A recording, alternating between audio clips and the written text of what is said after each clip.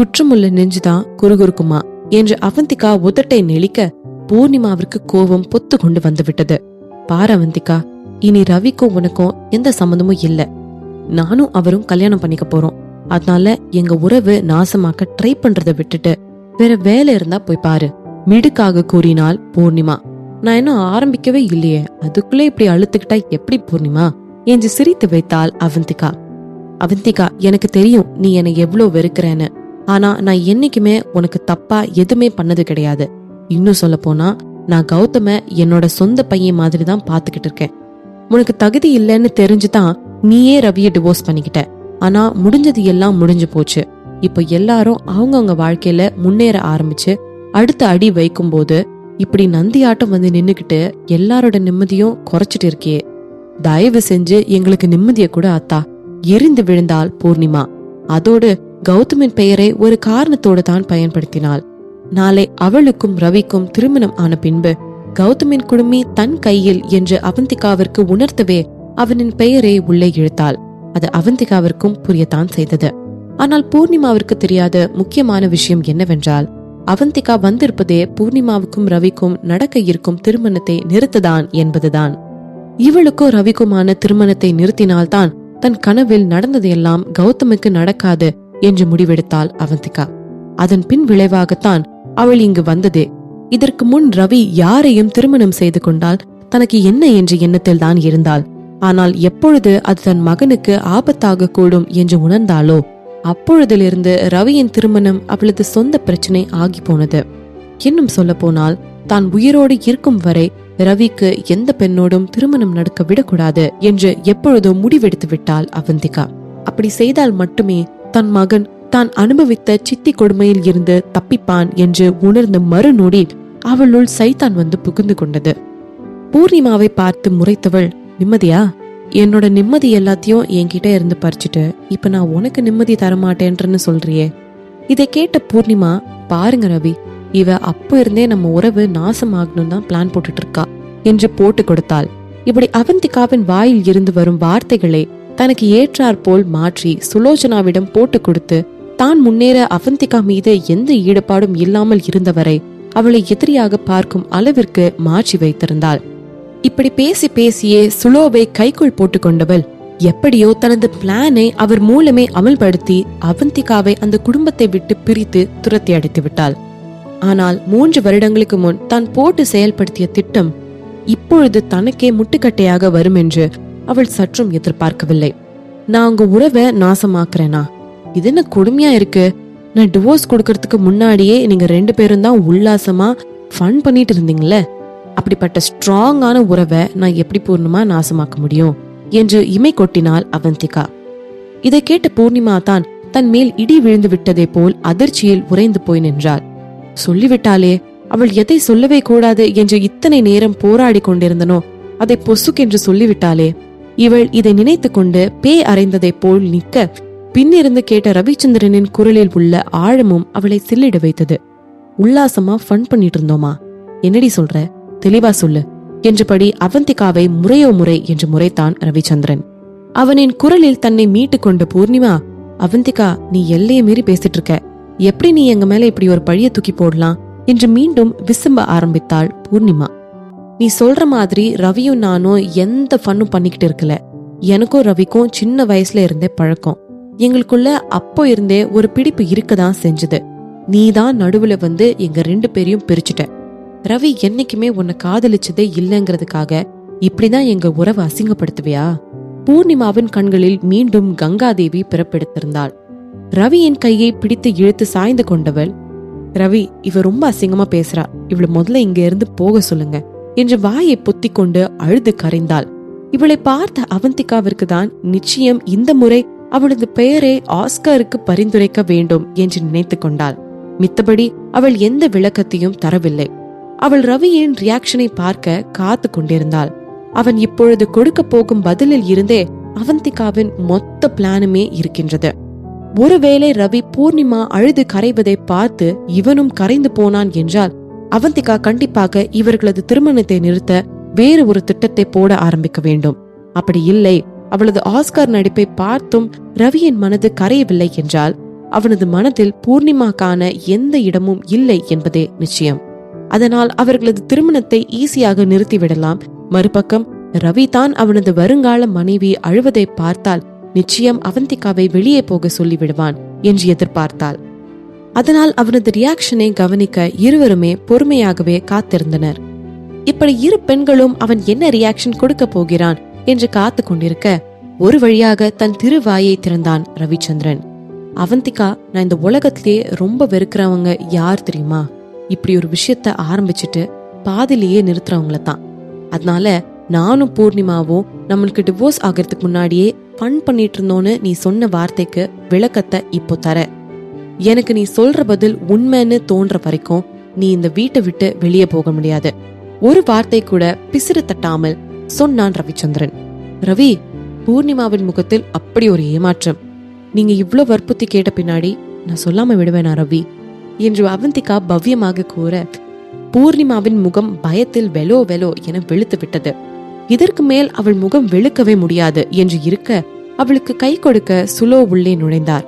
வாய மூட அவந்திகா, நீ இன்னும் பூர்ணிமாவை பத்தி ஒரு வார்த்தை தப்பா பேசினாலும் நான் உன்னை என்னைக்குமே மன்னிக்க மாட்டேன் என்றபடி ரவியிடம் திரும்பியவர், இங்க நின்னு இவ வளர்றதெல்லாம் கேட்டுட்டு இருக்காம ஒழுங்கா வீட்டுக்குள்ள வா ரவி என்றார் தோரணையாக. இதை பார்த்த பூர்ணிமாவும், ரவி இதுக்கு மேல ஆண்டிய கோவப்படுத்தாதீங்க என்றால் ரவியை பார்த்து. இனஃப் என்று உருமினான் ரவி. இவர்களெல்லாம் அமைதியாக இருந்திருந்தால் கூட அவன் பிறகு பேசிக்கொள்ளலாம் என்று விட்டிருப்பானோ என்னவோ. இவர்கள் இப்படி ஒவ்வொரு முறையும் அவந்திகா கூற வருவதை தடுக்கவும் தான் அவனுள் இந்த விஷயத்தை இப்பொழுதே முடித்தாக வேண்டும் என்று முனைப்பு வந்தது. நான் அவந்திகாவுக்கு அவ பக்கம் இருக்க நியாயத்தை நிரூபிக்க ஒரு வாய்ப்பு கொடுத்திருக்கேன். உங்க 2 பேர் மேலயும் எந்த தப்பும் இல்லைன்னா எதுக்கு இப்படி 2 பேரும் அவ சொல்ல போறத நினைச்சு பயந்து சாகுறீங்க என்று கேட்டான். ஒரு பக்கம் ரவி, ஏன் புரிஞ்சுக்கவே மாட்டேன்றீங்க என்று பூர்ணிமா மீண்டும் கங்கை மாதாவை அழைக்க, ரவி, நான் உன் அம்மாடா, என்கிட்டயே இப்படி எடுத்தெறிஞ்சு பேசுற? வெளியாளாவ, அவ சொல்றத நம்புவ, உன்னை பெத்த நான் சொல்றத நம்ப மாட்டியா? சுலோவின் குரலில் மன்றாடல் இருந்தது. ஆனால் ரவி எதற்கும் எந்த கெஞ்சலுக்கும் மசிவதா இல்லை. எல்லாருக்கும் அவங்களுக்கான நியாயத்தை சொல்றதுக்கான உரிமை இருக்குமா? அவளோடதையும் கேட்டுட்டு தான் என்னால ஒரு முடிவுக்கு வர முடியும், கராராக சொல்லிவிட்டான் ரவிச்சந்திரன். இதை கேட்ட சுலோச்சனாவிற்கு பயம் பிடித்து கொண்டது. அவருக்கு அவர் மகனை பற்றி நன்றாக தெரியும். அவன் ஒரு முடிவை எடுத்து விட்டான் என்றால் யார் சொன்னாலும் அவரது மனத்தை மாற்றியமைப்பது நடக்காத காரியம். அது அவனை பெற்றவர்களாக இருந்தாலும் சரி என்பதே பின் குறிப்பு. ரவியின் மனதை மாற்றுவது முடியாத காரியம். ஆனால் அவந்திகா? சட்டென்று மண்டையில் பல்பெரிய அவந்திகாவிடம் திரும்பியவர், சொல்லு அவந்திகா, உனக்கான நியாயத்தை நீ சொல்லு. பெரியவங்களுக்கு நீ எப்படி மரியாதை கொடுக்கறன்னு நானும் பாக்குறேன் என்றார். பாவம், அவருக்கு இந்த புது அவந்திகாவை பற்றி தெரியாதில்லையா? அதான் வாய் விட்டு விட்டார். தன்னை விட வயதில் பெரியவர் என்பதை மனதில் கொண்டாவது அவந்திகா எல்லாவற்றையும் சொல்ல மாட்டாள் என்று நினைத்தார். ஆனால் அவளோ இப்படி இன்னும் சென்சார் பண்ணாத படம் போல் ஆச்சரியம் பிசுக்காமல் சொல்வாள் என்று அவர் கனவில் கூட நினைத்ததில்லை. பெரியவங்களா? எந்த பெரியவங்களும் இப்படி நடந்துக்கிட்டு நான் இதுவரையும் என் வாழ்க்கையிலே பார்த்தது கிடையாது. இல்ல, ஒருவேளை நீங்க பண்ணதெல்லாம் மறந்து போச்சா உங்களுக்கு?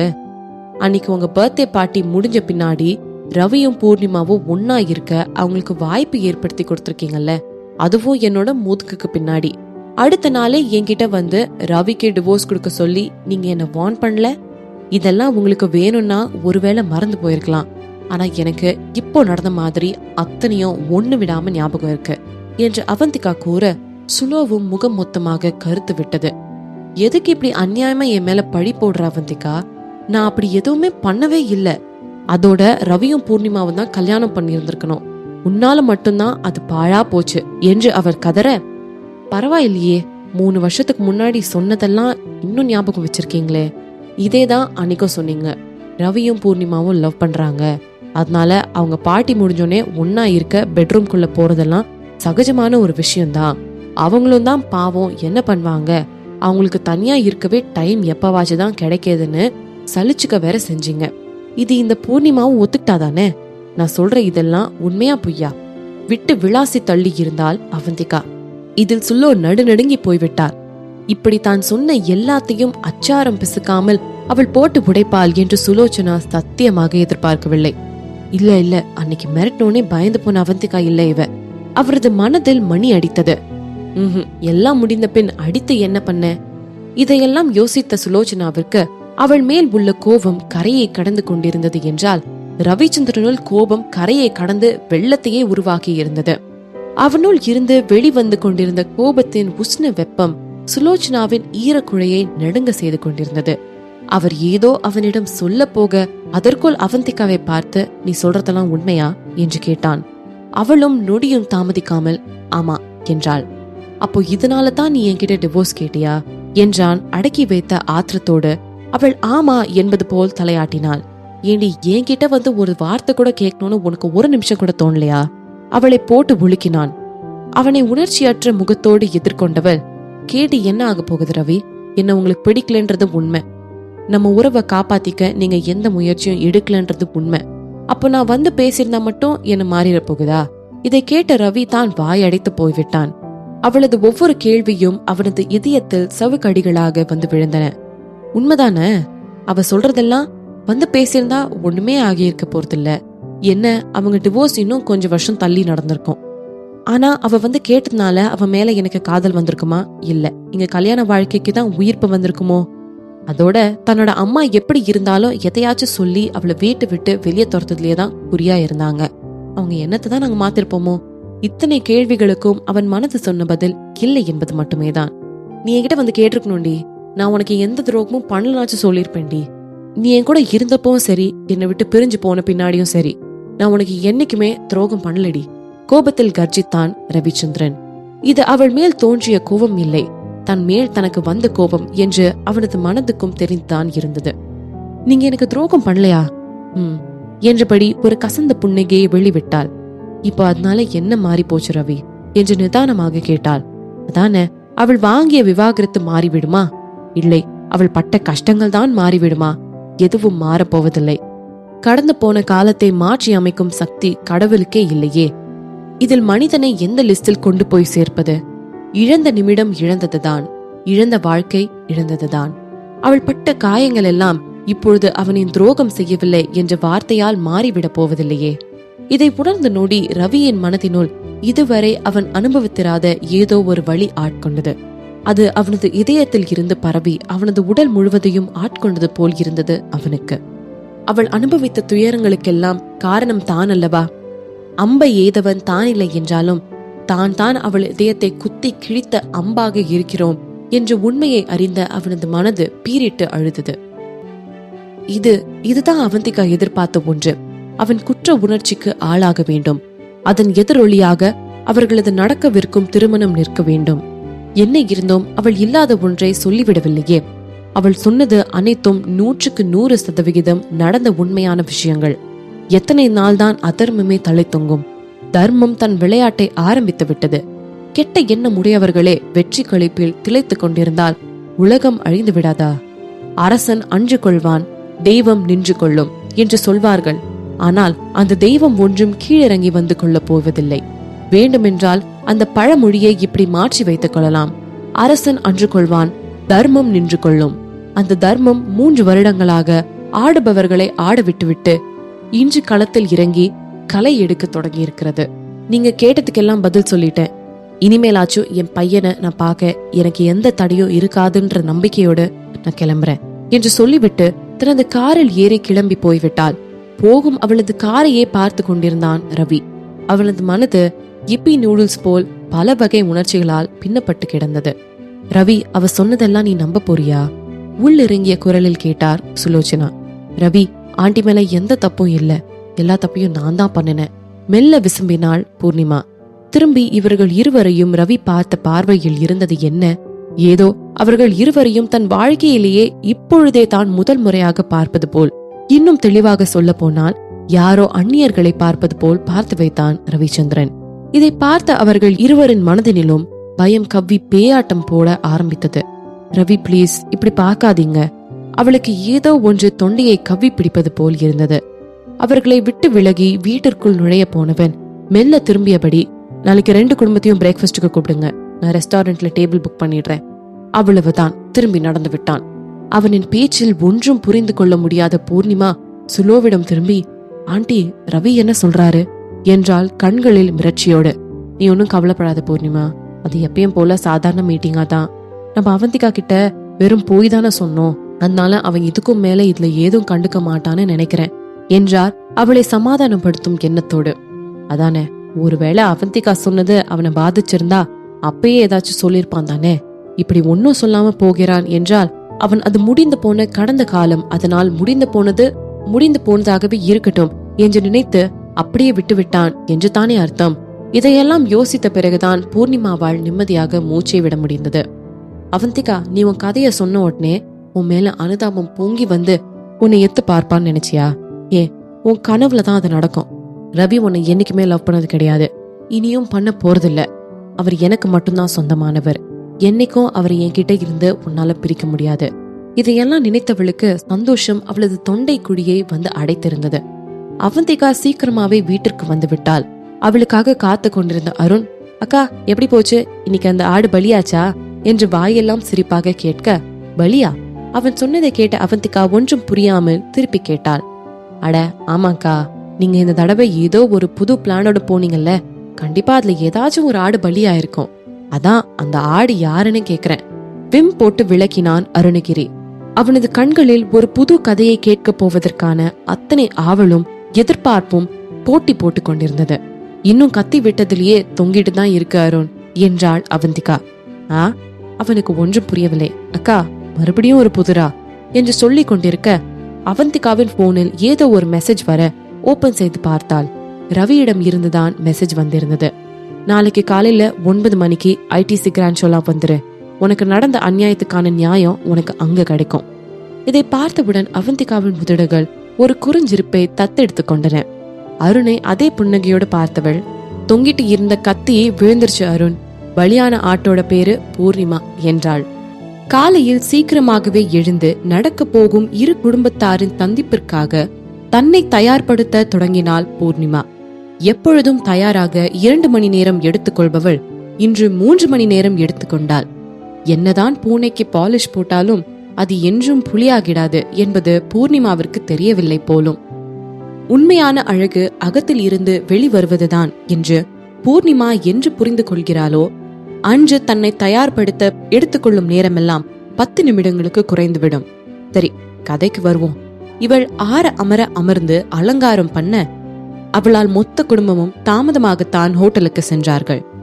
ஐடிசி கிராண்ட் சோழாவினுள் அவந்திகா அடி எடுத்து வைக்க, வெல்கம் மேம் என்று ஒரு பணியாளர் இவளை பார்த்து காது வரை புன்னகைத்து பூத்தார். அதை ஏற்றுக்கொண்டு உள்ளே நுழைந்தவளுக்கு முதலில் தென்பட்டது பூர்ணிமாவின் குடும்பம்தான். அவர்களும் இவளை பார்த்து விட்டார்கள். இவ இங்க என்ன பண்றா? அங்கு அவந்திகாவை கண்ட பூர்ணிமாவின் தாயார் சுமித்ரா புருவத்தை சுருக்கினார். அவ வந்தா நமக்கு என்னம்மா, நாம உள்ள போலாம், ஆல்ரெடி நமக்கு லேட் ஆயிடுச்சு என்று அவர் சொல்லிக் கொண்டிருக்க அவந்திகாவும் இவர்கள் போகும் வழியில்தான் வருவது போல் தெரிந்தது. இதை பார்த்தவளுக்கு நேற்று அவந்திகா நடந்து கொண்டது ஞாபகம் வர அவளுக்கு ரத்த அழுத்தம் எகிர ஆரம்பித்தது. உடனே வேகமாக நடந்து சென்று அவந்திகாவின் வழியை மறித்தாள் பூர்ணிமா. இங்க என்ன பண்ணிட்டு இருக்கா அவந்திகா? பற்களுக்கு இடையில் கரும்பு மிஷினில் திக்கிய கரும்பென வந்து விழுந்தன பூர்ணிமாவின் வார்த்தைகள். அது உனக்கு எதுக்கு? அலட்டி கொள்ளாமல் கேட்டாள் அவந்திகா. உடனே ஏதோ ஞாபகம் வந்தது போல் சத்தம் போட்டு சிரித்து வைத்தாள் பூர்ணிமா. நீ எல்லாம் யாரு? திட்டம் போட்டு பவித்ராட்ட இருந்து எல்லாத்தையும் திருடினவளாச்சே. எனக்கு ஒரு டவுட் அவந்திகா, உனக்கெல்லாம் இந்த வெக்கம் மானம் எல்லாம் இருக்காதா? அழுத்தி கேட்டாள். அதாகப்பட்டது மகாஜனங்களே, இப்பொழுது பூர்ணிமா அவர்கள் கூற வருவது என்னவென்றால், பவித்ரா ஒரு பச்சை குழந்தையாம். அந்த பச்சை குழந்தையை ஏமாற்றி அவந்திகா எல்லாவற்றையும் பறித்து கொண்டாளாம். இருக்கட்டும் இருக்கட்டும், முடிச்சிட்டேன்னா வழியை விட்டு நகரு பட்டென்று பேசினாள் அவந்திகா.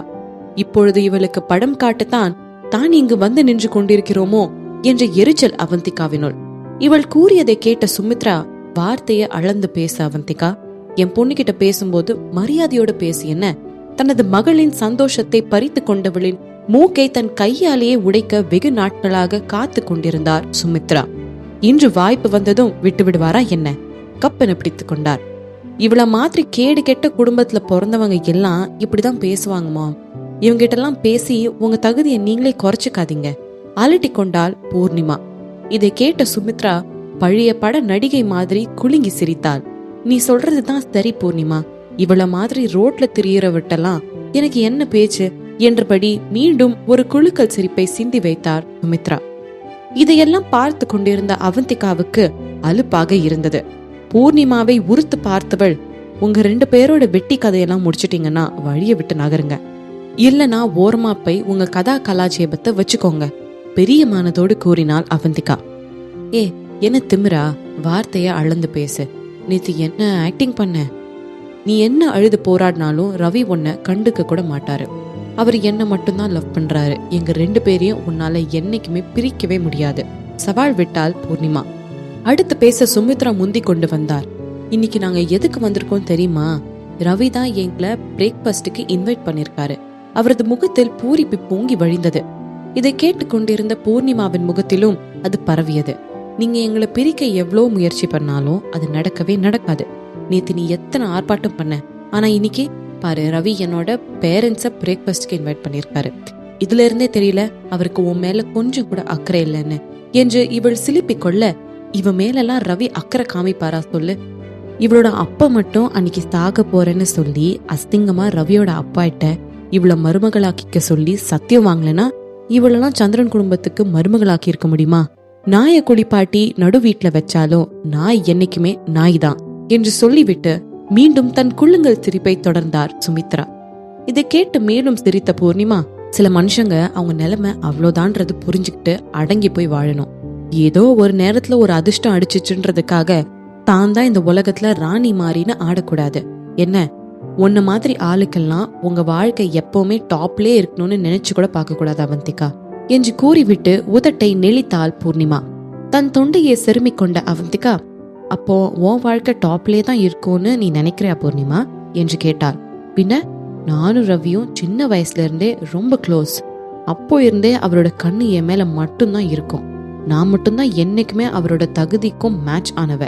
அதோட இப்ப நாங்க கல்யாணமும் பண்ணிக்க போறோம். நீ அவரோட வாழ்க்கையில இருந்து வெளியே போன அடுத்த நிமிஷம் அவர் என்கிட்ட வந்துட்டாரு. ஆனா நீ அந்த அற்ப நிலைமையில இல்லாம இருந்திருந்தா அவரும் நானும் எப்பயே கல்யாணம் பண்ணிருப்போம். பூர்ணிமாவின் முகத்தில் பல வகையான உணர்ச்சி கவலைகள் வந்து போன வண்ணம் இருந்தன. ஆனால் அவந்திகாவின் முகத்தில் பூர்ணிமாவின் வார்த்தைகளுக்கான எந்த பாதிப்போ பிரதிபலிப்போ இல்லை. அவளின் வார்த்தைகளை கேட்டு பாதிப்படைய அவள் பழைய அவந்திகா ஒன்னும் இல்லையே. இன்னும் சொல்ல போனால் அவளுக்கு ஆண்களின் மீது எந்த ஈடுபாடும் இல்லை. ஒரு ஆணுக்காக போய் கண்ணீர் விடுவதா?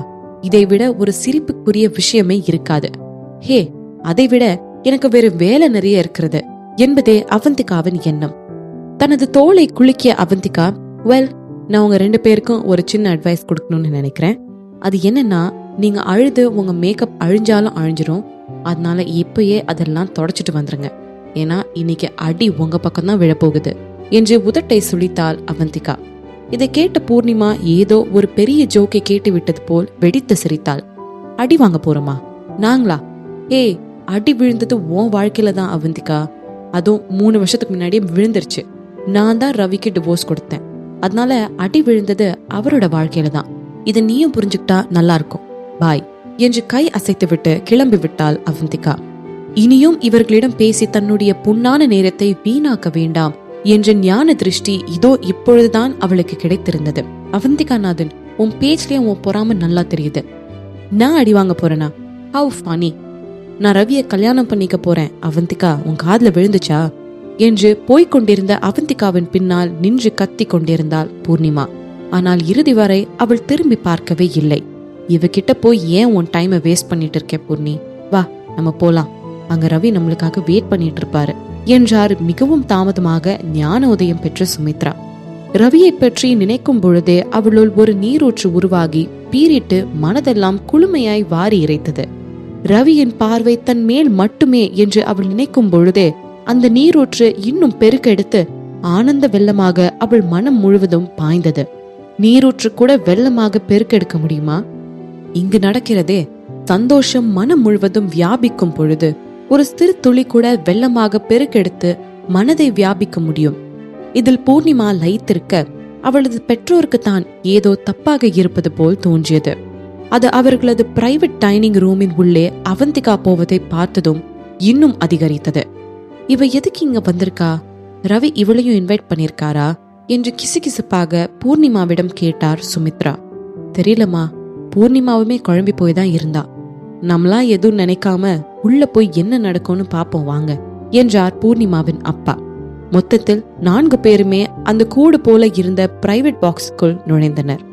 அவந்திகா உள்ளே நுழைந்ததை பார்த்த சுலோச்சனா மற்றும் ராமச்சந்திரனது முகத்திலுமே வினாக்குறிகள் எழுந்து நின்றன. மொத்தத்தில் அங்கு இருந்தவர்களில் இவள் ஏன் இங்கு வந்தாள் என்ற கேள்வியே முகத்தில் கொண்டு வராதவர் என்றால் அது ரவிச்சந்திரன் மட்டும்தான். இன்னும் சொல்ல போனால் அவனது முகத்தில் அவளை பார்த்து ஏதோ விடுதலை உணர்வுதான் வந்திருந்தது. ஏனெனில் அவனுள் அவந்திகா வருவாளா வரமாட்டாளா என்கிற தலைப்பில் ஒரு குட்டி மன்றமே நடந்து கொண்டிருந்தது. ரவி, இவையே இங்க வந்திருக்கா? எரிச்சலோடு கேட்டார் சுலோச்சனா. அந்த கேள்விதான் அங்குள்ள மற்றவரின் முகத்திலும் தேங்கி நின்று கொண்டிருந்தது.